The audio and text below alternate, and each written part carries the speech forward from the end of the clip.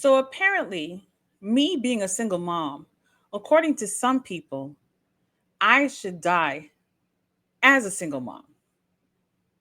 Okay, I know that sounds a little crazy to some of you, but this is the belief of some people. And it's rather disturbing. So, welcome back to Crystal Beyond Labels, a special edition of No Woman, No Lies, where I only speak truths and not trends over here. I want y'all to sit back, relax, because I'm about to share something with you. I know some of you have seen me react to Anton Daniels videos before. Well, this specific video, it kind of rubbed your girl the wrong way. I had to record this video like 3 times. This is time number 3. But I had to record it 3 times because at first I was reacting from my feelings. And then the Lord checked me. And now I am reacting from faith because how he handled it, my dear brother, you are in error. And we're going to go through this and I'm going to explain why. But let me first let my people see this video. So, this video is the video from Anton Daniels. He was reacting to a woman. I guess she must have put this video out on TikTok where she was explaining why a woman should die as a single woman. So, we're going to go through that video right now. And y'all let me know how y'all feel about this. Please put it in the comments. Tell you why there's such a struggle right now for the single mother. One, society does not support single motherhood. There used to be this thing like, oh, you're a single mother, let us help you. Nobody cares anymore. But the biggest thing that people don't talk about is fewer and fewer men are willing to be stepdads. One of the biggest family secrets has always been that oldest child does not belong to him. Facts. That oldest child does not belong to him. Everybody knows it but the oldest child. And there are fewer and fewer men that are willing to sign up for it. And I do believe it's because of child support laws. And it just takes a lot of money. So please understand that if you become a single mother, you're probably going to most likely raise that child by yourself for the rest of your life. And the men who create single mothers, they hate their single mother mom. So they really don't give a damn about you. They low-key hate her ass. So they're going to hate you too. The moment you look like, act like, and start talking like her. I keep posting these videos because I hope that I save at least one young lady. Do not have a baby with a man until you have been married to him for at least 2 years. At least 2 years. Because once you become a baby mama, you will probably most likely die a baby mama in today's society. These men are not for it anymore. She is 1000% correct. She could not be any more accurate. There's only one additional thing that she probably missed that needed to be expounded upon, and I'll talk about that shortly. But I think that the most important thing that needs to be taken away from this video is that men are unwilling. And not only that, there are men like me that have large platforms that are willing to beat this thing into the ground because I don't want to see my brothers. I don't want to see my fathers. I don't want to see my uncles. I don't want to, and I'm not saying figuratively or literally. I'm not saying that. I'm saying figuratively. Guys of all ages, demographics, colors, and all of that stuff. I didn't experience that. I have both my mother and my father in my life. I am not a baby daddy. And so I just came from the gym and working out with my daughter, and we have a really great relationship, and everything is awesome. Kept my family together, been married for 21 years. But I've seen too many guys, and I've watched too many dudes fall and been on too many coaching calls. And I am an adamant advocate for the idea that you should not go and play another man's save game under any circumstance. It is a zero-sum game. And if you leave it up to people like us that have huge platforms, all of them is going to be alone.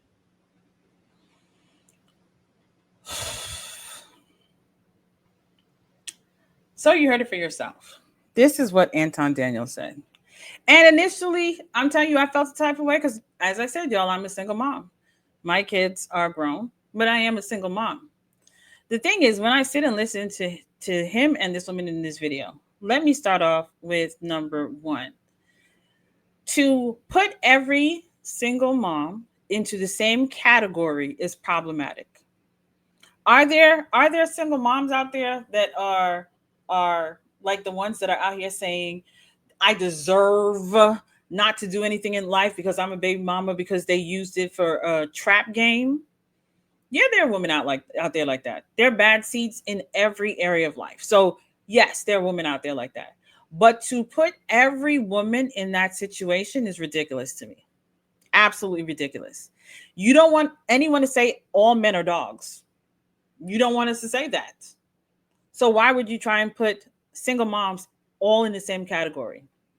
Number two, all single moms are not the same, meaning every single mom situation is not the same. There are women whose husbands may have been or passed away. They're single moms, but their husband has passed away. So they were married and their husband is gone. They're a single mom. They don't deserve love again. Is that what you're saying? Or you have those who were in a quote unquote DV situation. The husband's ugly side didn't rear his ugly head until later down the line. Maybe he fell into sin. And again, she has to get out. She gets out the situation. Does she not deserve love anymore? Let's take it another step.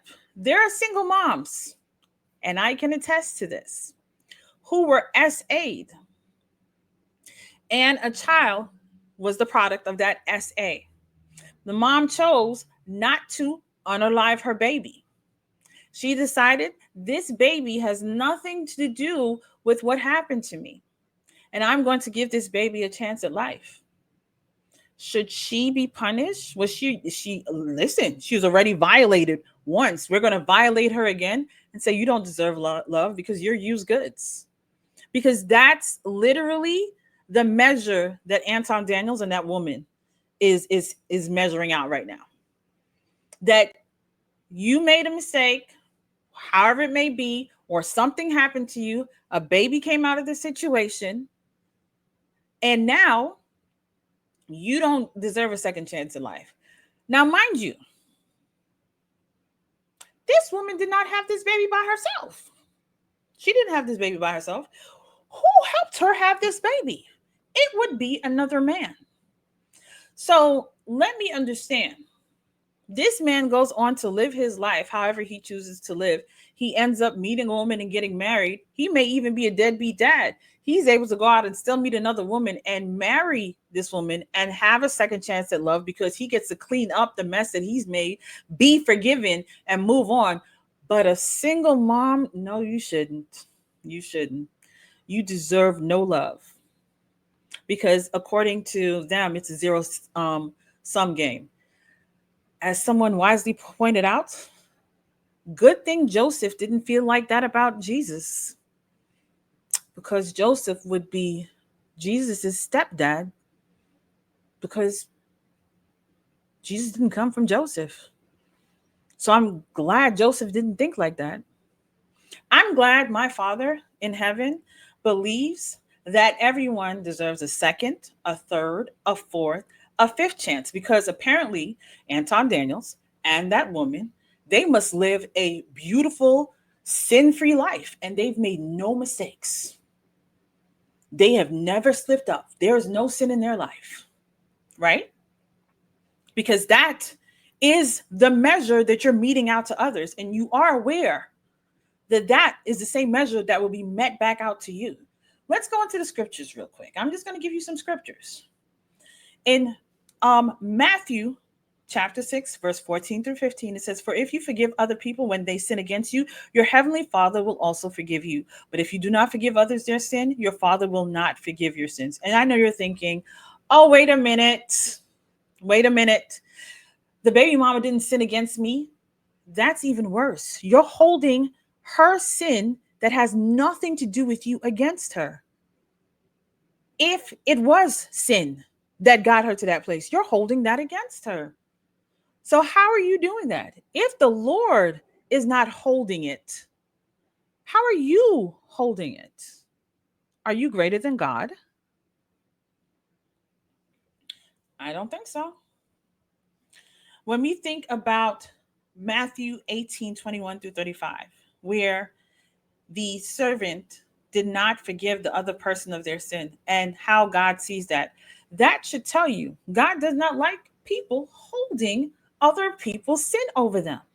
If God has forgiven them, how in the world do you think that you're above God? That you can make those statements, that you decide to use your platform to convince people to judge people on the things that God has forgiven them for and say they don't deserve love.